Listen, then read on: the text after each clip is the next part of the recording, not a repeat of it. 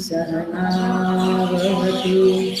सहनौ भुनक्तु सह वीर्यं करवावहै तेजस्विनावधीतमस्तु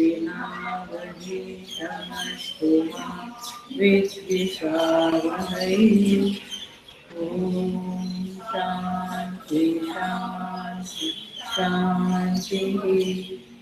समस्तजनकल्याणे निरतं करुणामयं नमामि चिन्मयं देवं सद्गुरुं धम्मविद्वरम्।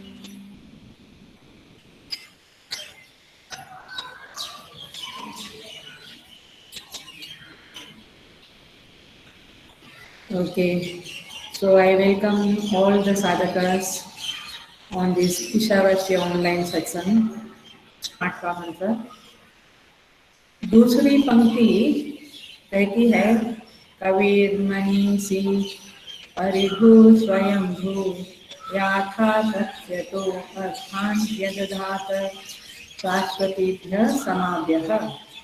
हमने कवि और मनीषी इन दोनों शब्दों को देखा था। कवि माने सर्वज्ञ, मनीषी माने सर्वज्ञ। इसको हमने पिछले क्लास में समझा था। आज हम देखेंगे परिभू स्वयंभू और याथातथ्यत वाला तीन लक्षण आज देखेंगे। परिभू शब्द का अर्थ होता है वह परमात्मा, वह आत्मा जिसे हम ईशावास्यम इदगम सर्वम करके प्रैक्टिस करने वाले हैं हमारी साधना में, हमारे जीवन में। वो ईशावास्य एक वो ईश्वर से इस जगत को ढकना है, ये प्रैक्टिस करना है, ये अभ्यास करना है। तो वह ईश्वर निरूपाधिक और सोपाधिक रूप में कैसा है ये जानना पड़ेगा। अभी एक कवि मनीषी शब्द जो आज जो द्वितीय पंक्ति में है वे सारे सोपाधिक आत्मा के लक्षण हैं। तो आप अपनी दृष्टि को किस तरह से बनाना चाहते हैं ये सावधानी से समझना पड़ेगा। और इसलिए ये दूसरी पंक्ति आज हम समझेंगे। कवि ही मनीषी ही दो शब्द हो गया, सोपाधिक आत्मा का लक्षण। तीसरा लक्षण है ये द्वितीय पंक्ति का परिभू।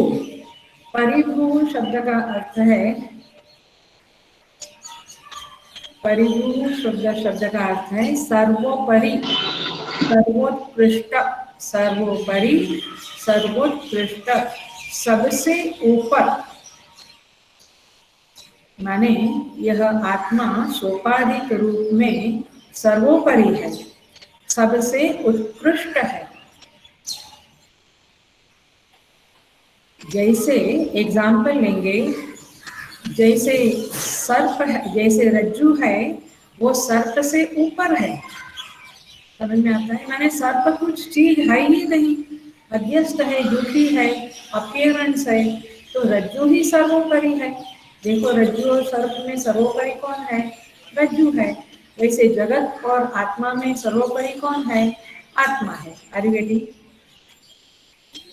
माने हमारे मन में जगत में बहुत चीजें सर्वोपरि है और आत्मा या ईश्वर है, लेकिन सर्वोपरि है कि नहीं ये चेक करना पड़ेगा हमें। You will have to think about it कि क्या आत्मा मेरी दृष्टि में सर्वोपरि है, सर्वोत्कृष्ट है कि जगत के कुछ चीजें, कुछ पदार्थ सर्वोत्कृष्ट है। Think about it. It will give you a clarity on your sadhana and where you stand. तो सर्वोपरि, तो सर्प रज्जु जैसे सर्प से ऊपर है, सर्प से अधिक है, सर्वोपरि है सर्प से, और सर्प से अतीत भी है, सर्प का अधिष्ठान भी है। तो इस तरह से यह आत्मा, यह रज्जु जैसे सर्प बना है भ्रांति की दृष्टि से, वैसे ये आत्मा जगत बना है भ्रांत दृष्टि से। ये जगत वास्तविक नहीं है, जगत वास्तविक है ये भ्रांत दृष्टि है, लेकिन यह आत्मा ही सब कुछ है ये यथार्थ दृष्टि है। तो इसलिए हम सहारा लेते हैं पुरुष सूक्त का। यहाँ पे कहते हैं ओम सहस्र शीर्षा पुरुषः सहस्राक्ष सहस्रपात् प्रभूमि विश्वतो वृत्वा अत्यतिष्ठत् दशांगुलम्। अर्थात वह आत्मा सहस्राक्ष है, माने सहस्र आंखों वाला है ऐसा नहीं सोचना है, लेकिन वह सहस्र चक्षुओं में अपने आप को व्यक्त कर रहा है, माने समस्त चक्षुओं में वही व्यस्त हो रहा है, व्यक्त हो रहा है, माने समस्त ज्ञानेंद्रियों में मेरी और सबकी ज्ञानेंद्रियों में वही व्यक्त हो रहा है। सहस्र शीर्षा माने सारे अंगों में वही व्यक्त हो रहा है। सहस्रपात, सहस्रपात माने सारी कर्मेंद्रियों में वही व्यक्त हो रहा है, वही चेतन, वही आत्मा अभिव्यक्त हो रहा है। इसका अर्थ ये हुआ साधना पॉइंट ऑफ व्यू से कि जब जब हम हमारी या अन्य की इंद्रियों का व्यवहार देखते हैं तो उस इंद्रियों में वह परमात्मा ही अभिव्यक्त होकर व्यवहार कर रहा है, ऐसा हमें देखना है। तब जाकर ईशावास्य की दृष्टि डेवलप होगी। तो सहस्र अंगों के द्वारा ज्ञानेंद्रियों, मैंने सभी ज्ञानेंद्रियों के द्वारा, सभी कर्मेंद्रियों के द्वारा वही व्यक्त हो रहा है, क्योंकि वह इस विश्व का, इस जगत का उपादान कारण है। जैसे मिट्टी ही सर्व घट में व्यक्त हो रही है, वैसे परमात्मा ही सारे प्राणियों में वगैरह और सारी इंद्रियों में वह परमात्मा ही चेतन तत्व ही व्यक्त हो रहा है, अर्थात वो सर्वत्र व्याप्त है एट द सेम टाइम। क्या कहती है श्रुति? सर्वतः विश्वतो वृत्वा अत्यतिष्ठत् दशांगुलम्, माने वो सबको आवृत करके फिर भी वो और बचता है, माने और अतीत भी रहता है। तात्पर्य है कि जो दिखने वाला चराचर जगत है, दृश्यमान जगत है, उसमें तो वो व्यक्त है ही, उपरांत वो उससे अतीत भी वह है। आप सोचिएगा, आप इस दृष्टि को डेवलप करिएगा तो इस तरह से वह अपनी अमर्यादित महिमा में स्थिर है, ऐसा हमें समझ में आएगा। सर्वोपरि, परिभू शब्द का अर्थ इस तरह से आत्म तत्व के संदर्भ में समझना है, लेना है और चिंतन करना है। वही परमात्मा को वो केवल सब में व्यक्त है ऐसा नहीं, वो चराचर में व्यक्त है इतना नहीं, वो सबका पिता भी है, माता भी है, सबसे अधिक भी है और उनका प्रभाव अप्रतिम है। श्रीमद् भगवद गीता के 11वें अध्याय में अर्जुन कहते हैं भगवान से, पितासि लोकस्य चराचरस्य त्वमस्य पूज्यश्च गुरुर्गरीयान् न त्वत्समोऽस्ति अभ्यधिको कुतन्यः लोकत्रयेऽप्यप्रतिम प्रभाव। कहते हैं पितासि लोकस्य चराचरस्य, आप पिता हो, आप माता हो, न तत्समो अस्ति, आपके समान कोई है नहीं, अभ्यधिको कुतो अस्ति, आपसे अधिक तो कैसे कोई हो सकता है। तो इस तरह से, और क्या कहते हैं, न तत्समो त्वमस्य पूज्यश्च गुरुर्गरीयान्, आप ही पूज्य हो, आप ही गुरु हो, आप ही गुरुतम हो, और इस तरह से आपके जैसा, आपका जो अप्रतिम प्रभाव है, ऐसा प्रभाव जगत में किसी और का नहीं है। तो इस तरह से परिभू शब्द में परमात्मा का चिंतन हमें करना चाहिए, और इस तरह से चिंतन करते करते यह ईशावास्य की दृष्टि डेवलप हो सकती है। मतलब ये है कि सर्वशक्तिमान है, सर्व कुछ है, इस जगत में जो भी बल है, शक्ति है, अभिव्यक्ति है, वह सब कुछ वह आत्मा ही है, ऐसा हमें सोचना है। जो कुछ है वो उनके कारण है और वही है, ऐसा हमें समझना पड़ेगा। इसलिए गुरु नानक कहते हैं, हुक्मे अंदर सब कोई, हुक्मे बाहर कोई नहीं, सब कोई उनके हुक्म में है, तो सर्वोपरि है, सर्वश्रेष्ठ है, सर्वोत्कृष्ट है। और इसीलिए आपको उसका पुराणों में एग्जाम्पल मिलता है हमें। पुराणों में, मार्कंडेय पुराण में उसका दृष्टांत आता है कि जब मार्कंडेय मुनि की आयु 16 साल की थी, तो जब वो 16 साल के थे, यमराज आ गए, उनका समय आ गया। यमराज आए, लेकिन मार्कंडेय ऋषि शिवलिंग पर लिपट गए, और वो बचपन से ओम नमः शिवाय का मंत्र जाप करते थे, और लिपट के वो प्रभु को आवाहन करने लगे, बुलाने लगे। तो भगवान लिंग से त्रिशूल लेकर प्रकट हुए और यमराज को, यमदूतों को कहा, आप वापस लौट जाओ। यमदूतों ने कहा, इनका समय हो गया है, लेकिन शिव जी ने कहा, इनका समय हो गया है, लेकिन भावी मेट सके त्रिपुरारी, भावी मेट सके त्रिपुरारी। भगवान भावी को भी मिटा सकते हैं, प्रारब्ध को भी मिटा सकते हैं, तो इसीलिए भगवान ने उनको आयुष्य दिया और वे चिरंजीवी बन गए। पॉइंट क्या है? परमात्मा सबसे ऊपर है, माने वे, उनके हुक्म में सारी दुनिया, सारा जगत रहता है। आगे बढ़ते हैं हम। नेक्स्ट शब्द है स्वयं भू।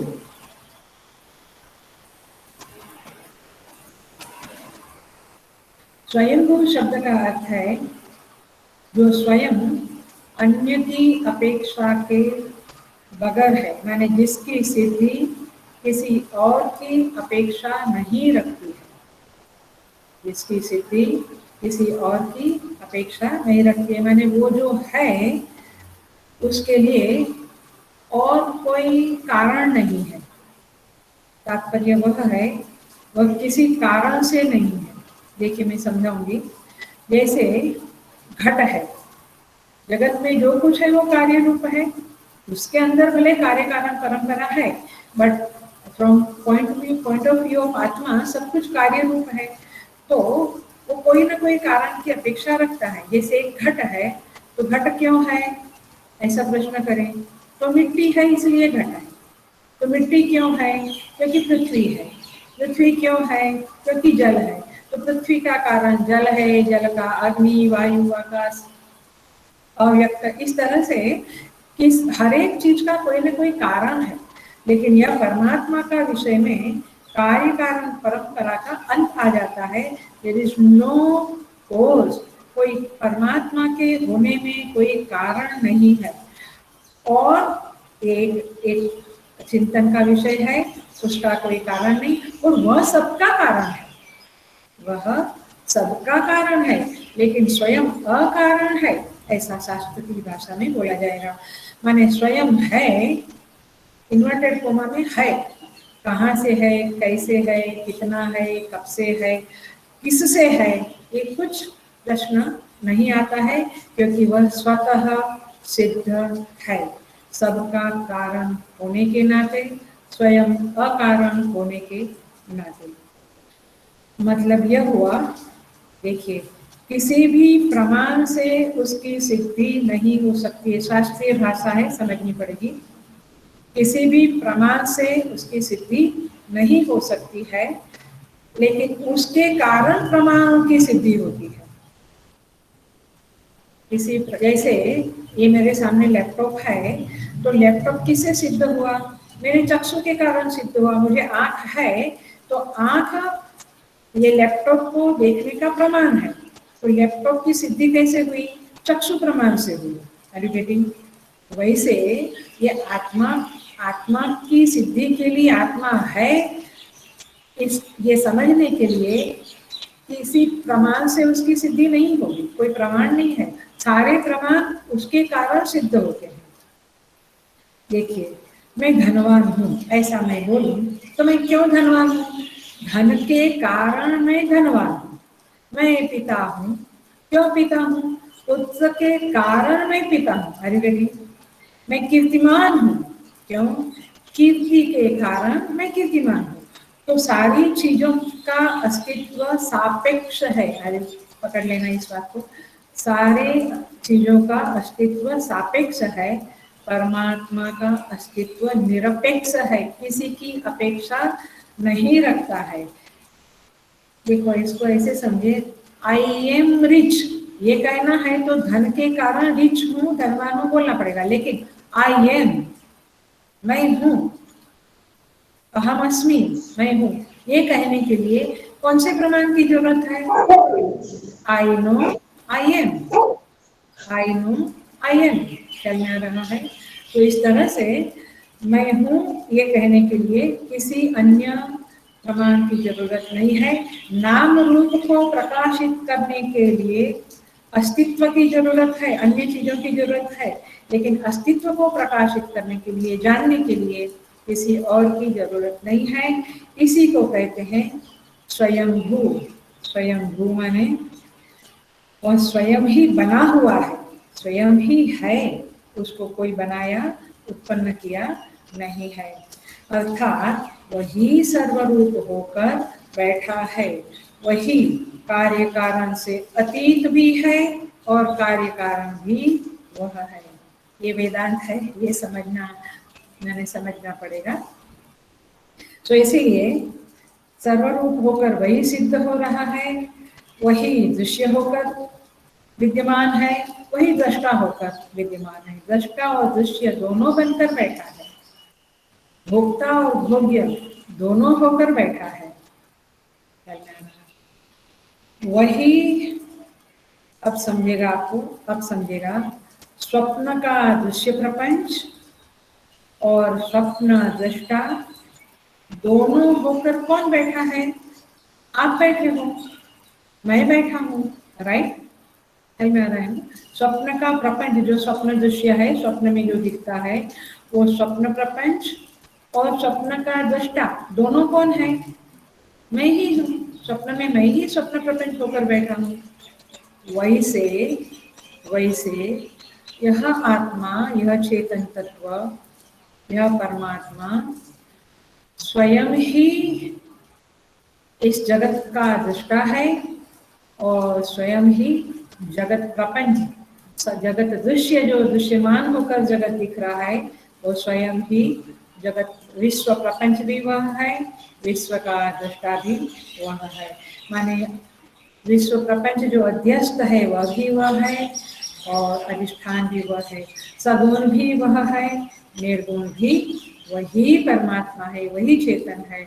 इस तरह से उसके, उस आत्मा के इन लक्षणों को चिंतन करते हुए, don't you think we will be able to practice ईशावास्यम इदगम सर्वम। तो ये 8 और एक लक्षण है, देखते हैं। तो मैंने यहाँ तक ये लक्षण सारे, तदेजति तन्नेजति वगैरह सारे लक्षण जो श्रुति माता ने बताए हैं वो इसीलिए है कि ईशावास्यम की दृष्टि आपकी डेवलप हो गई।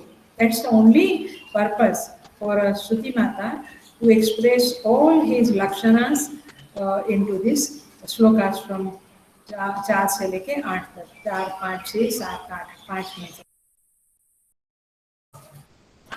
याथा तथ्यत अर्थान व्यदधात, मैं लास्ट लक्षण बता रही हूँ, 12 लक्षण था ना इस मंत्र में, 12वां लक्षण बता रही हूँ। याथा तथ्यत अर्थान व्यदधात शाश्वतीभ्यः समाभ्यः, कहते हैं वह परमात्मा ने यथा तथ्यत, यथा योग्य तरह से अर्थान, अर्थान शब्द का अर्थ है कर्तव्य पदार्थान, जरा समझ लेना, इस शब्द को ऐसे समझना है। अर्थान का अर्थ है कर्तव्य पदार्थान, व्यदधात, व्यदधात माने विभाग किया, विभाग किया। उस परमात्मा ने किसको विभाग किया? शाश्वतीभ्यः समाभ्यः। शाश्वतीभ्य माने नित्य, समा शब्द का अर्थ है प्रजापति। ये जो प्रजापति है उनको अपने अपने कर्तव्यों को प्रदान किया अथवा कर्तव्यों का विभाजन किया। एक लक्षण है, ये सोपाधिक लक्षण है। इस लक्षण के द्वारा आप उस परमात्मा को समझ सकेंगे, चिंतन करने में ये लक्षण मदद करेगा आपको। तो इस तरह से देखिए, याथा तथ्यतः अर्थान व्यदधान व्यदधात शाश्वतीभ्यः समाभ्यः। शाश्वत शब्द, समाभ्य शब्द का अर्थ है संवत्सरो वै प्रजापति। उपनिषद में कहते हैं, श्वेताश्वेत प्रश्नोपनिषद में कहते हैं संवत्सरो वै प्रजापति। ये प्रजापति जो है वह संवत्सर कहा जाता है, माने ये समा शब्द का अर्थ संवत्सर है, प्रजापति है। लेकिन ये लोग जगत के शासक है। आप अपनी अभी की भाषा में समझ लो, मेरी लौकिक भाषा में मंत्रिमंडल है भगवान का। ये परमात्मा सर्वशासक है, लेकिन ये लोग भी जगत के शासक है। तो ये जगत के शासक जो लोग हैं, तो उनको जैसे मंत्रिमंडल में फाइनेंस मिनिस्टर, होम मिनिस्टर, रक्षा मंत्री, ऐसे जो डिपार्टमेंट सौंपा जाता है ना, वैसे परमात्मा ने इन प्रजापतियों को जगत का शासन करने के लिए विभाग का संपादन करवाया, माने विभागों को सौंपा। He delegated these departments to all these Prajapati. I think now it's clear. So सारे प्रजापति जगत के शासक हैं और वे नित्य है। लेकिन नित्य शब्द जो शाश्वती शब्द है वो इस सेंस में है कि एक कल्प के लिए प्रजापति रहते हैं, माने उनके जो कर्म और उपासनाओं का जो अनुष्ठान उन्होंने पूर्व जन्मों में किया है, उनके कारण उनको प्रजापति का पद मिला है। और ये पद एक कल्प के लिए होता है। अब कल्प के कितने साल वो सब देख लेना। तो एक कल्प के लिए ये होता है। सो इस तरह से उनको सौंपा गया। कैसे कि प्रभु ने अग्नि को जलने का और जलाने का ये काम सौंपा, पवन को चलने का, बहने का स्वभाव दिया, पानी को बहने का, पवन को चलने का स्वभाव दिया, सूर्य को प्रकाशित होने का स्वभाव दिया, अग्नि को उष्णता, इंद्र को वृष्टि का स्वभाव दिया, काल को विनाश करने का स्वभाव दिया माने ये कार्य सौंपा। He delegated this department, this work to this Prajapati. इन प्रजापतियों को जैसे पृथ्वी में गुरुत्वाकर्षण का सामर्थ्य दिया और वो कार्य सौंपा, बीजांकुरण का सामर्थ्य सौंपा, पौधा बनाने का सामर्थ्य सौंपा, मैंने ये विभाग पृथ्वी को दिया। इस तरह से सभी को अपना अपना डिपार्टमेंट दिया। और इसलिए कठोपनिषद की श्रुति कहती है भीषास्मात् वातः पवते भीषोदेति सूर्यः भीषास्मात् इंद्रश्च अग्निश्च मृत्युर्धावति पंचमः। मतलब ये कि ये जो सारे जिन प्रजापतियों को जो काम दिया है, वे सारे प्रजापति अपना अपना काम बहुत सावधानी से कर रहे हैं। माने उनको ये परमात्मा का भय, सोपाधिक आत्मा माने ईश्वर का, परमात्मा का भय है। विशास्मात् वातः पवते, उनका भय है उनको, वे इसलिए वे सतत बहता रहता है, पवन माने चलता रहता है। भीषोदेति सूर्य भगवान भी आकाश में उदित होते हैं, अस्त होते हैं, वे भी भय में है। भीषास्मात् अग्निश्च इंद्रश्च, अग्नि इंद्र ये सब अपना अपना काम जो परमात्मा ने दिया है वे करते हैं और परमात्मा के भय में, उनके कमांड में, उनके शासन में रहते हैं।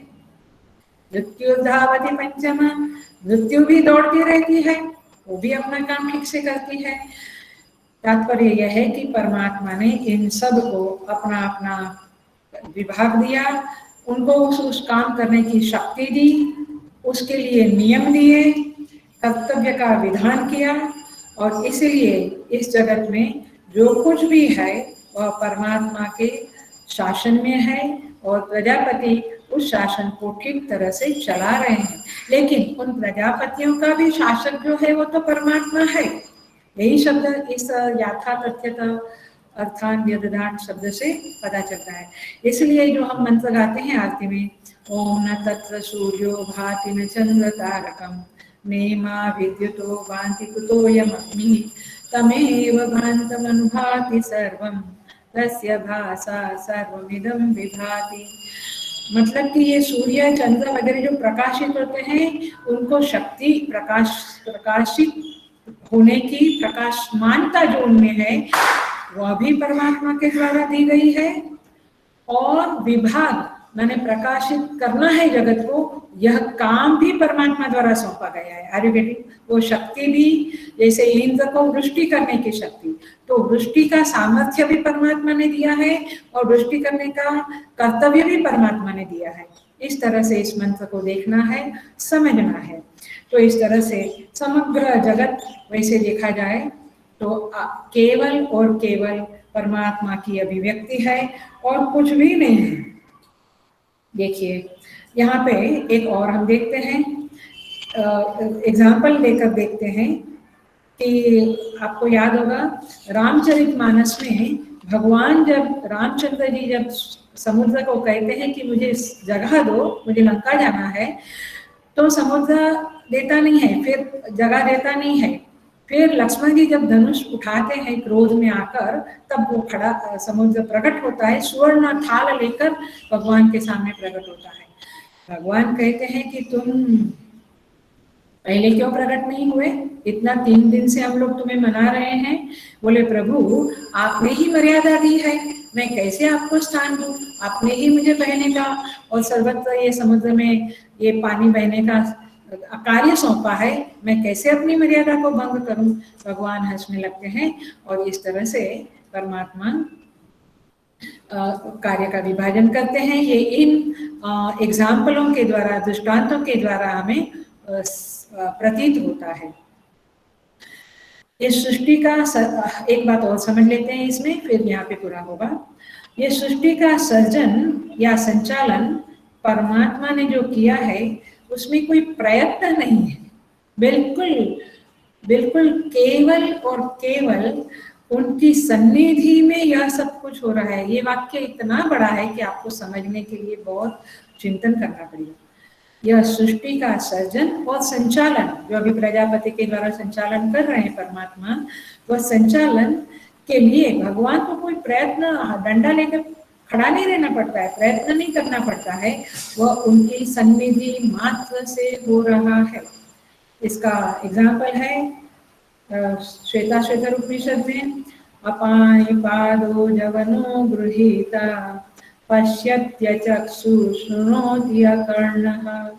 वह परमात्मा हाथ के बिना वस्तु ग्रहण करता है, पैर के बिना चलता है, आंख के बिना देखता है, कान के बिना सुनता है। कैसा है वो परमात्मा, आप सोचिएगा। हम तो खाली मूर्ति को लेकर ही चिंतन करते हैं कि आज तो ये ड्रेस दिखा और या आज तो ये मोर मुकुट दिखा। ठीक है, एक लेवल में वो भी ठीक है, लेकिन परमात्मा ऐसा है, ये सोपाधिक परमात्मा इस तरह से है, निरुपाधिक परमात्मा इस तरह से है। माने उनकी सन्निधि में सृष्टि स्थिति और लय का खेल चल रहा है। उसे ये सूर्य बनाने के लिए कोई यंत्र, माटी, मिट्टी, ऐसा सब कुछ चाकड़ा, ऐसा सब लेना नहीं पड़ा कि कुछ लेके, उपकरण लेके उन्होंने सृष्टि बनाई, ऐसा नहीं है। उनकी सन्निधि में ये सब कुछ प्रकट होता है, व्यक्त होता है, अव्यक्त होता है, ऐसा वेदांत का मत है। तो इस तरह से ईश्वर का सर्वत्र दर्शन करने के लिए एक अविनाशी अद्वितीय व्यापक परमात्मा को इस जगत में, उस चेतन का इस जगत में विलास देखने के लिए यह सारे शब्द श्रुति माता ने इस मंत्र में 12 शब्द और आगे लक्षण बताए गए हैं। तो इसलिए यह हमें मदद करते हैं ये शब्द साधना में, चिंतन करने में। और इसलिए समझना आपको इतना ही है कि देखने वाला भी वह है और दिखाई देने वाला भी जो कुछ है वह भी वही है। इस बात को इस पूरे 5 मंत्रों में देखना पड़ेगा। निरुपाधिक ईश्वर भी वही है, सोपाधिक ईश्वर भी वही है। इस तरह से इन मंत्रों को समझना पड़ेगा, देखना पड़ेगा और हम आगे बढ़ेंगे। ये सारी साधना जो है ये 5 मंत्रों की, ये 4, 5, 6, 7, 8 मंत्रों की, वो ईशावास्यम इदगम सर्वम, इतना श्रुति का टुकड़ा को अभ्यास में लाने के लिए ये सारे मंत्र है। ये समझ के इस मंत्रों का चिंतन करें और इस दृष्टि को हमारे जीवन में डेवलप करें। अब हम आगे बढ़ेंगे 8वें मंत्र के लिए, लेकिन उसका जो बैकग्राउंड है वह बैकग्राउंड हम जरा सा समझेंगे, दैट विल बी बेटर। उसका बैकग्राउंड है, मैं ईशावास्य के ग्रंथ से ही, शांकर भाष्य से ही आपको थोड़ा बोल रही हूँ, फिर मंत्र में प्रवेश करेंगे, लेकिन अभी मैं थोड़ा सा श्लोक से ही बोल रही हूँ। मंत्र है 9वां मंत्र, इनके पास बुक है देखना, और मंत्र के ऊपर जो टाइटल है वह है कर्म और उपासना का समुच्चय। कर्म और उपासना का समुच्चय, ये शब्दों को ध्यान से सुनना, ठीक से समझना, क्योंकि ये 90वें मंत्र से 9, 10, 11 का एक झुमखा है, एक 3 श्लोक का एक प्रसंग है, और 12, 13, 14 ये 3 मंत्रों का एक पुष्प है, एक झुमखा है। बट ये 6 के 6 मंत्र जो है वो कर्म और उपासना के संदर्भ में है। प्लीज रिमेम्बर, कर्म और उपासना के संदर्भ में है। तो अभी थोड़ा थोड़ा इजी श्लोक आएंगे। अभी जो भारी भारी था, जो नहीं समझता था, वो आपको थोड़ा लगेगा कि वो रिलैक्स हो गए थोड़े, ठीक है। तो लेकिन हम उसको पहले उसका बेस बनाते हैं, उसकी भूमिका बनाते हैं, जो भाष्यकार ने स्वयं बनाई है, उसके आधार पे ही हम बनाते हैं। तो देखिए यहाँ पे कहते हैं, अभी तक हमने जो पढ़ा वो क्या पढ़ा, उसको एक बार माइंड में रिफ्रेश करके फिर आगे जो पढ़ने वाले हैं उसमें हम प्रवेश करेंगे, ताकि आपको दोनों का कनेक्शन मिले। तो देखिए भाष्यकार कहते हैं, यहाँ जो ईशावास्यम इदगम सर्वम से माँ वृत कस्यचित् धनम, ईशावास्यम इदगम सर्वम यत् माने माँ वृत कस्यचित् धनम तक का, यत् किंच जगत्याम जगत तेन त्यक्तेन भुंजीथाः माँ वृत कस्यचित् धनम, यह जो मंत्र है उस मंत्र में माँ वृद्ध कस्यचित् धनम इस शब्द के द्वारा सर्व ऐषणाओं का त्याग पूर्वक ज्ञान निष्ठा का वर्णन किया है। ख्याल में आ रहे हैं? पहला मंत्र किसके लिए है? जो ज्ञान निष्ठ वाला है, ज्ञान में जिनकी निष्ठा है उनके लिए। निष्ठा शब्द समझ गए हैं? जो ज्ञान के प्रति समर्पित है, ज्ञान ही उसके जीवन में प्रायोरिटी है, ज्ञान में ही उसका चित्तवृत्ति रमन करता है, उसे कहेंगे ज्ञान निष्ठ। तो ज्ञान निष्ठ लोगों के लिए पहला मंत्र बताया गया है, और वहां पे शर्त क्या है? भाष्यकार कहते हैं, सर्व ऐषणा परित्यागेन, सारी ऐषणा, सारी ऐषणा को शास्त्र में 3 ऐषणा के रूप में बताया है, पुत्रेषणा, वित्तेषणा, लोकेषणा। तो तय ऐषणा त्यागेन प्रथम वेदार्थ मंत्र, प्रथम मंत्र जो है, प्रथम मंत्र का प्रथम माने वेद का जो प्रथम अर्थ है वो यही है, क्या? ज्ञान निष्ठा पहले मंत्र में है और उसमें सर्व ऐषणाओं का त्याग है। द्वितीय मंत्र कुर्वन्नेवेह कर्माणि जिजीविषेत् शतकं समाहा वाला जो मंत्र है, इस मंत्र से कर्मनिष्ठा बताई है। ध्यान रखना, कर्मनिष्ठा बताई है। ये किसके लिए है? जो अज्ञानी है और जिजीविषेत् शतकं समाहा, जो जीने की इच्छा रखते हैं, 100 साल जीने की इच्छा रखते हैं, उनके लिए ये दूसरा मंत्र बताया गया है। प्लीज रिमेम्बर, प्लीज रिमेम्बर, पहला मंत्र ज्ञान निष्ठा वालों के लिए है, दूसरा मंत्र किसके लिए है? जिन्होंने, जो कर्मनिष्ठ लोग है, जो अज्ञानी है, सकाम है, उन्हें कामनाएं भरी पड़ी है और जीने की 100 साल जीने की इच्छा रखते हैं, उनके लिए दूसरा मंत्र है। तो ये 2 निष्ठा भगवान, मैंने पिछले क्लासेस में भी कहा है, लोकेस्मिन् द्विविधा निष्ठा पुरा प्रोक्ता मया नघ, भगवान गीता में भी कहते हैं, ज्ञान माने सांख्य निष्ठा और कर्म निष्ठा। इसी तरह से ये बृहदारण्यक उपनिषद में भी कहा है, सो कामयत जायाने स्यात्, मैं कामना करता हूँ कि मुझे पत्नी होवे, पुत्र होवे, इत्यादि इत्यादि। तो ये किसके लिए है? जो कर्म करने वाले हैं, माने कर्मनिष्ठा वाले हैं, अज्ञानी हैं और सकाम पुरुष है, और उन्हीं के लिए सप्तान्न सर्ग बनाया है परमात्मा ने।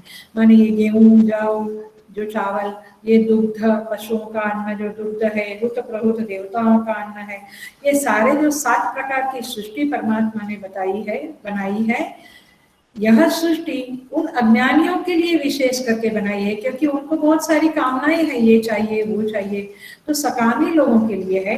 तो ये दूसरा विभाग है। इस संसार में 2 प्रकार के लोग हैं, एक ज्ञान निष्ठा वाले, एक कर्म निष्ठा वाले। तो ये सेकंड विभाग जो है वो कर्म निष्ठा का है। आत्मज्ञानियों का क्या मानना है? आत्मनिष्ठा वाले, ज्ञान निष्ठा वाले क्या कहते हैं? किम प्रजया करिष्याम येषामन्नो अयम आत्मा अयम लोकः। कहते हैं कि जिन हमको आत्मलोक ही संपादन करना है, हम प्रजा को लेकर क्या करेंगे? हमें ये संसार के बंधन में, पत्नी पुत्र ये सब बंधन में क्यों पड़ना है? हमें तो आत्मलोक चाहिए। इसलिए 3 ऐसाओं के त्याग पूर्वक ये कर्मनिष्ठा के विरुद्ध आत्मनिष्ठा वाले लोगों का वर्णन प्रथम मंत्र में किया गया है। Are you getting? I think I am making it clear कि 2 विभाग है और दोनों मंत्र हमने पहले पढ़े हैं। हम इसलिए इसका उपसंहार कर रहे हैं अभी, जो भाष्यकार ने संबंध भाष्य में किया है। 8वें और 9वें मंत्र के बीच में जो भाष्य है उसको संबंध भाष्य कहते हैं। हर 2 मंत्र के बीच में जो भाष्य है उसको संबंध भाष्य कहते हैं। और इस संबंध भाष्य में भगवान भाष्यकार शंकराचार्य जी ने इस तरह से बताया है। कहते हैं जो ज्ञाननिष्ठ सन्यासी है वे असूर्या नामते लोकाः मंत्र से लेकर सपर्यगात्, यह जो 8वां मंत्र है, यहाँ तक अज्ञानी की निंदा करते हुए आत्मा के यथार्थ स्वरूप का उपदेश करते हैं। मैंने स्तुति माता ने किया है, ऐसा कहते हैं। और इन मंत्रों में भगवान भाष्यकार कहते हैं, इन मंत्रों में उन आत्मनिष्ठ पुरुषों का अधिकार है, सकामी पुरुषों का अधिकार नहीं है। देखिए, अधिकार नहीं है का अर्थ ये नहीं है कि सुनना नहीं है, समझना नहीं है। अधिकार नहीं है माने वे इन मंत्रों को जीवन में अभ्यास में लाने के लिए असमर्थ है, क्योंकि उन्हें कामनाएं बहुत है। तो ये जो ज्ञान निष्ठा वाले मंत्र है उनमें उनकी योग्यता कम है, ऐसा भाष्यकार कहना चाहते हैं। तो इसीलिए यहाँ श्वेताश्वेतर मंत्रोपनिषद में भी कहते हैं, ऋषि समूह से भली प्रकार सेवित इस परम पवित्र आत्मज्ञान का उत्तम आश्रम वालों को माने सन्यासियों के लिए यह उपदेश दिया गया है। और इस तरह से इनका अलग उपदेश है। अब माने अब 9वें मंत्र से लेके 14वें मंत्र तक कर्मनिष्ठ कर्मठ लोगों को कर्म करते हुए ही जीवित रहना है। लेकिन कैसे जीवित रहना है, क्या करना है, इसके बारे में माने किस तरह से साधना करनी है, इस विषय में अब श्रुति माता उपदेश करने जा रही है। I hope it's very clear. आत्मनिष्ठा ज्ञाननिष्ठा वालों के लिए जो मंत्र है वो पूरे हो गए 8 मंत्र तक। अब 9 से 14 तक कर्मनिष्ठा वाले, जिनको जीवित रहने की इच्छा, माने जो जिजीविषु है, जिनको ऐसा है कि मुझे मरना नहीं है, भले बोले मुंह से लेकिन अंदर से मरना नहीं है, और जिनको कामनाएं उठती रहती है 24 घंटा दिन भर, उनको कामनाएं, छोटी मोटी कामनाएं उनके चित्त में आती रहती है, उनके लिए अब मंत्र शुरू हो रहा है। Very clear? मैंने ये अभी हमारे लिए है, ऐसा आपको बड़ा राहत होगा हमारे लिए। लेकिन अगले मंत्र भी सुनना तो जरूरी था, क्योंकि आगे चल के हमें साधना तो करनी है। सो हम आते हैं 9वें मंत्र में। हम पढ़ते हैं, अंतन्तम प्रविशन्ति ये अविद्याम् उपासते ततो भूय इव ते तमः यौ विद्यायां रताः। देखिए क्या कहते हैं श्रुति माता। श्रुति कहती है अंधन तम प्रविशन्ति, माने कौन, माने घोर अंधकार में प्रवेश करते हैं। अंधन तम, तम माने घोर, अंध माने अंधकार, घोर अंधकार में प्रवेश करते हैं कौन, ये अविद्या। अवग्रह देखना, वहां पे अवग्रह है ना, अवग्रह समझते हैं ना, वो डर जैसा होता है। ये अविद्या उपासते है आप लोगों में, अविद्या उपासते माने जो लोग, अविद्या माने कर्म, आप लोग लिख लेना, समझ लेना, नहीं तो बाकी के आगे के 14 मंत्र तक आपको कुछ नहीं समझेगा। इसलिए इस मंत्र को जरा सा ध्यान से सुनना, प्लीज बी अटेंटिव। और पहला ये बैकग्राउंड समझ लिया तो आगे के मंत्र इतने बहुत इजी जाएंगे, कठिन जरा भी कठिन नहीं जाएंगे आपको। तो ये अविद्या उपासते, तो अविद्या शब्द का अर्थ यहाँ पे है कर्म, प्लीज नोट डाउन।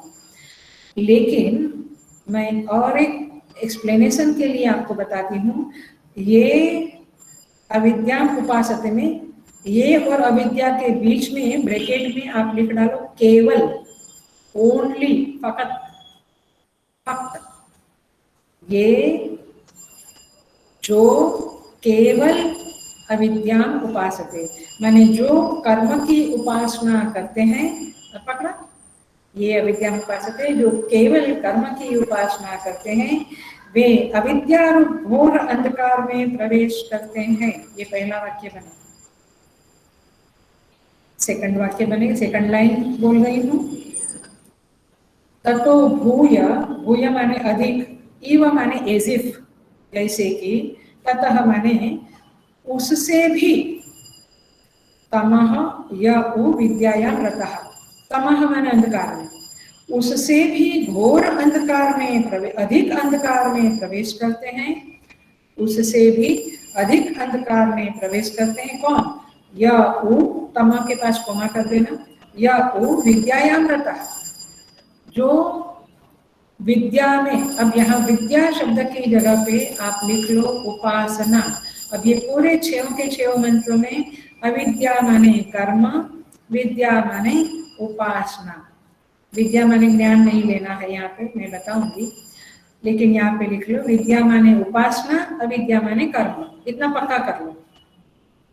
या वो माने जो लोग केवल विद्या में रत है, माने उपासना में रत है, वे मानो, मानो माने एज इफ, मानो उससे भी अधिक अंधकार में प्रवेश करते हैं। उससे भी माने कर्म से जो अंधकार में प्रवेश करते हैं, उससे भी मानो अधिक अंधकार में प्रवेश करते हैं। तो जो कर्म की, केवल कर्म की उपासना करते हैं, वे घोर अंधकार में प्रवेश करते हैं। जो केवल उपासना की उपासना करते हैं, उपासना में रत रहते हैं, वे मानो कि उससे भी घोर अंधकार में प्रवेश करते हैं। ये आपका मंत्र है और इसको हमें समझना पड़ेगा। लेकिन इसको समझाने के लिए मैं एक बात आपको बताऊंगी। मैंने एक शब्द आपको देती हूँ, वो शब्दों को आपको बहुत ध्यान से समझना पड़ेगा, बहुत ध्यान से समझना पड़ेगा। यदि आप अपने जीवन में इस उपनिषद को प्रैक्टिस करना चाहते हैं तो समझ लीजिएगा, ध्यान से समझिएगा, शब्दों को बरोबर सुनिएगा। देखिए, एक होता है क्रम समुच्चय, ये टेक्निकल वर्ड्स है, वेदांत के शास्त्रीय शब्द है, क्रम समुच्चय, और दूसरा शब्द है सह समुच्चय। क्रम समुच्चय और सह समुच्चय, ठीक है। समुच्चय का अर्थ होता है एक ही व्यक्ति के द्वारा एक साथ दो चीजों का अनुष्ठान होना। समुच्चय माने साथ साथ अभ्यास करना, साथ साथ उसे जीवन में अपनाना। एक व्यक्ति के द्वारा एक साथ दो चीजों का अनुष्ठान संभव है या नहीं है तो कहाँ है, नहीं है तो कहाँ नहीं है। ख्याल में आया क्वेश्चन? शब्द समझ में आए? क्रम माने सीक्वेंस, एक के बाद एक, और सह सह समुच्चय माने साइमल्टेनियसली, एक साथ दोनों को करना। तो अब देखिए मैं वाक्य बोलती हूँ, यदि ये दो शब्द समझ लिया है तो मेरे दो वाक्य भी समझेंगे। मेरे वाक्य है ज्ञान माने ब्रह्म विद्या, ब्रैकेट में लिखिए ब्रह्म विद्या, ज्ञान माने ब्रह्म विद्या, और कर्म का सह समुच्चय माने सह अनुष्ठान नहीं हो सकता है, उन दोनों का क्रम समुच्चय हो सकता है, होता है। ज्ञान माने ब्रह्म विद्या, और कर्म का माने the knowledge and the action. ज्ञान, बट ज्ञान माने ये संसार का ज्ञान ऐसा नहीं, ब्रह्म विद्या। ब्रह्म विद्या और कर्म का सह अनुष्ठान नहीं होता है, उसको साथ साथ में प्रैक्टिस नहीं कर सकते हैं। उनका कैसा होता है? क्रम समुच्चय होता है। क्रम माने सीक्वेंस, ये पहले कर्म फिर ज्ञान, माने उनमें अंग अंगी भाव है, ये देखेंगे आगे। अभी इतना समझो, क्रम समुच्चय होता है। लेकिन जो उपासना है और कर्म है उसका क्रम समुच्चय होता है, उनका सह अनुष्ठान होता है, उनमें क्रम समुच्चय नहीं है। फिर से बोलती हूँ, उपासना और कर्म का क्रम समुच्चय होता है, सॉरी सह समुच्चय होता है। उपासना और कर्म का सह समुच्चय होता है, ज्ञान और कर्म का सह समुच्चय नहीं होता है। ज्ञान और कर्म का क्रम समुच्चय होता है। Are you getting? When you can not practice ज्ञान ब्रह्म विद्या एंड एक्शन साथ साथ, बट यू कैन प्रैक्टिस कर्म एंड उपासना, उपासना एंड एक्शन साथ साथ आप प्रैक्टिस कर सकते हैं। ये इसका मुख्य बात है। यहाँ तक यदि आपको समझा है, इसको दृढ़ कर लेना, बाद में वापस रिकॉर्डिंग सुनकर इस बात को दृढ़ कर लेना, क्योंकि हम आगे जैसे जाएंगे, ये फाउंडेशन बनाया है मैंने अभी आज। तो यहाँ क्या कहते हैं कि जो कर्म करता है वो घोर अंधकार में जाता है, और उपासना में रहता है वो उससे भी अधिक घोर अंधकार में जाता है। तो ये श्रुति का कहना इस तरह से, हम भाष्य पढ़ेंगे तब पता चलेगा आपको कि वहां ये कहते कि जो केवल कर्म का अनुष्ठान करते हैं, केवल कर्म का अनुष्ठान करते हैं, वे घोर अंधकार में जाते हैं। मतलब जो उपासना को साथ में नहीं रखते हैं, केवल कर्म, कर्म माने कर्मयोग, कर्मयोग, कर्मयोग, सेवा, सेवा और कर्म, तो वे घोर अंधकार में जाते हैं। और जो केवल उपासना उपासना उपासना करते, जरा भी कर्म नहीं करते हैं, वो उनसे भी घोर अंधकार में जाते हैं। अभी पकड़ में आ रहा है? थोड़ा थोड़ा पकड़ में आ रहा है क्या बोल रहे हैं? इसका तात्पर्य क्या है कि निंदा नहीं है, जो कर्म करते वो घोर अंधकार में, उपासना करते वो उससे भी घोर अंधकार में। तो ये निंदा नहीं है, निंदा के लिए निंदा नहीं है, लेकिन अर्थवाद के लिए निंदा है। अर्थवाद माने स्तुति, स्तुति के लिए निंदा है। तो किसकी स्तुति है इसमें छिपी हुई? तो इसमें छिपी हुई स्तुति यह है कि आप कर्म और उपासना का सह अनुष्ठान माने सह समुच्चय कीजिए। ये साधक को संदेश है, ये साधक को सूचित करना है स्तुति माता को। साधक को ये करुणा पूर्वक स्तुति माता ये कहना चाहती है कि आप अकेला अकेला कर्म मत करो, केवल केवल उपासना मत करो, आप दोनों का समुच्चय करो, दोनों का जीवन में साथ साथ अनुष्ठान करो, दोनों को साथ में रखो। क्योंकि अब ध्यान से सुन लेना, हृदय में उतार लेना, एकदम कार्विंग कर लेना अंदर अपने अंदर, क्योंकि ये दोनों का समुच्चय ज्यादा हितकारी है। हेलो, सुन लिया आप लोगों ने? केवल कर्म का अनुष्ठान तो हितकारी है, केवल उपासना भी ठीक है, हितकारी है, लेकिन दोनों का सह समुच्चय किया, सह अनुष्ठान किया तो आपको बहुत ज्यादा लाभ है, बहुत ज्यादा हितकारी है आपके जीवन में ये साधना, ऐसा श्रुति माता कहना चाहती है। ख्याल में आ रहा है? बिल्कुल पकड़ में आया ये बात। सो ये अभी जो मंत्र शुरू होंगे वो कर्म और उपासना के समुच्चय के मंत्र शुरू होंगे, दोनों साथ साथ करना पड़ेगा, क्योंकि कर्म का फल ये है, उपासना का ये है, लेकिन दोनों का साथ में अनुष्ठान किया तो बहुत बड़ा फल है, ऐसा हमने हमारे पूर्वजों से सुना है। और फिर जो जो फल है वो सब आगे के मंत्रों में बताएंगे। और उसके आगे के 3 मंत्र में व्यक्त और अव्यक्त की उपासना के संदर्भ में दोनों का कैसे फल है, क्या सह समुच्चय है, वगैरह वगैरह आएगा। बट आपको आज का क्लास से इतना तो पकड़ में लेना है कि कर्म और उपासना जिंदगी भर केवल सेवा किया, कर्म किया वो नहीं, उपासना भी करो। जिंदगी भर केवल उपासना किया, कर्म नहीं किया वो भी नहीं, उपासना भी और कर्म भी। कर्म माने कर्मयोग, हाँ कर्म माने शास्त्रवेद कर्म, कर्मयोग यही समझना है। तो इस तरह से कर्म, कर्मयोग और उपासना दोनों को साथ साथ करो, ये कहना चाहते हैं। लेकिन ये बहुत ध्यानपूर्वक फिर से सुनो, लेकिन मैं सारा रिपीट करूंगी क्योंकि ये फाउंडेशन है इन 6 श्लोकों का।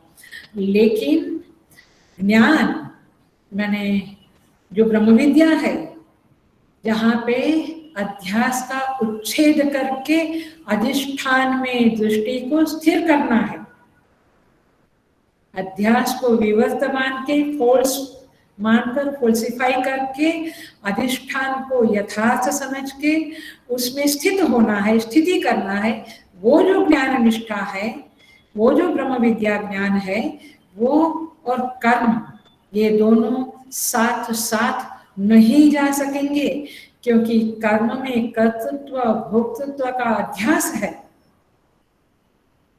जगत सत्य है, कर्म करते समय तो जगत सत्य है, तब तो आप जगत से कामनाएं करते हो कि ये चाहिए वो चाहिए, और जगत के ये पदार्थ चाहिए, ये व्यक्ति से मुझे ये चाहिए। तो जगत में सत्यत्व बुद्धि है तब तो कर्म होता है। तो ये कर्म एक तरफ, और एक तरफ ज्ञान निष्ठा की जहाँ कर्तृत्व भोक्तृत्व भी अध्यास रूप है, जगत भी मिथ्या है। तो ये दोनों प्रैक्टिसेस आप साथ में नहीं कर सकते। Are you getting little bit? मैं हर एक क्लास में बताती जाऊंगी, बट ये थोड़ा समझ में आ रहा है, पकड़ में आ रहा है बातें। सो ये दोनों साथ में नहीं जाएगा, ये श्रुति माता कहना चाहती है। और इसीलिए यहाँ पे कहती है कि वो मंत्र के अधिकारी अलग है, इन मंत्रों के अधिकारी अलग है। समझ लेना अच्छा है, लेकिन रूटीन में आपकी जो रोज की साधना है उसमें प्रैक्टिस करते समय गड़बड़ी मत करना। कुछ भी कैसा भी साधना नहीं होता है, खाना भी कैसा भी नहीं होता है, एक के बाद कब क्या डालना, कब फोड़नी लेना, कब ये करना, कितना व्यवस्थित होता है। कंप्यूटर व्यवस्थित चलता है, माने हर एक चीज में डिसिप्लिन है, नियम है। तो साधना में भी नियम है, डिसिप्लिन है। आप कुछ भी कैसा भी नहीं कर सकते हैं। तो ब्रह्म विद्या माने ज्ञान और कर्म का सह अनुष्ठान माने सह समुच्चय नहीं हो सकता है, ये बात बताई गई है। इसको एक एग्जाम्पल से बता के फिर क्रम समुच्चय जो उपासना और कर्म का कैसे होता है वो हम आगे देखेंगे। एक थोड़ा सा देख लेते हैं कि कैसे, देखिए कैसे ज्ञान का माने ब्रह्म विद्या का और कर्म का समुच्चय नहीं हो सकता। समुच्चय माने सह अनुष्ठान, साथ साथ में प्रैक्टिस नहीं हो सकती है। श्रीमद् भागवत में एक कथा आती है यहाँ पे साध्यदेव करके मनु है और उनकी पत्नी श्रद्धा देवी है, और उनको बहुत अच्छे हैं, अच्छा राज्य चलाते हैं, लेकिन उनको संतान नहीं है। संतान प्राप्ति के लिए वशिष्ठ मुनि और ऋत्विकों के द्वारा वे यज्ञ करा रहे हैं। अब यज्ञ के दरमियान श्रद्धा देवी के मन में है कि मुझे पुत्री होवे, संकल्प देखो, और श्रद्धादेव के मन में है कि मुझे पुत्र होवे। पति पत्नी में विरुद्ध कामनाएं हैं। अब ऋत्विकों ने तो यज्ञ संपादन किया, लेकिन यज्ञ संपादन होते समय श्रद्धा देवी ने ऋत्विकों को वश में कर दिया। वशिष्ठ मुनि को तो नहीं कर सकते, ऋत्विकों को वश में कर दिया और कहा कि पुत्री होवे इस तरह का यज्ञ करना, आप संपादन करना। ऋत्विकों ने वैसे ही किया, उनको पुत्री हुई, उसका नाम रखा इला। ये प्रसंग आता है भागवत में, श्रीमद् भागवतम में आता है। अब वो पुत्री बन गई। साध्यदेव को, मनु को बहुत बुरा लगा। उन्होंने वशिष्ठ को कहा कि नहीं, इसको पुत्र बना डालो। अब उनको पुत्र बना डाला। और मैंने वो ट्रांसफर हो गया और उसका नाम रखा सुद्युम्न। अब ये सुद्युम्न एक बार एक शंकर वन में, शंकर भगवान का एक वन था, वहां घुस गया, जो शापित वन था, तो वापस कीला बन गया। अब फिर से साधुदेव ने भगवान शंकर की आराधना करके कहा उसको पुत्र बनाओ, तो पुत्र बन गया। और फिर भगवान शंकर ने आशीर्वाद दिया कि चलो दोनों को खुश रखता हूँ, 1 महीना ये इला के रूप में रहेगा, 1 महीना ये पुत्र के सुद्युम्न के रूप में रहेगा। तो इस तरह से ये 1 महीना राज सिंहासन पे बैठता था, 1 महीना घूंघट डाल के अंतपुर में रहता था। अब देखो कैसी स्थिति है। इज इट ये प्रजा क्या इस तरह के राजा का अभिनंदन करेगी, वेलकम करेगी? नहीं। उसी तरह से श्रुति माता आपका अभिनंदन नहीं करेगी यदि आप ब्रह्म विद्या और कर्म का सह समुच्चय किया, तो ये विरुद्ध है, दोनों एक दूसरे के बिल्कुल विरुद्ध है, और इसीलिए इसका सह अनुष्ठान असंभव है, माने इसका वेलकमिंग नहीं है, ये व्यर्थ जाएगा।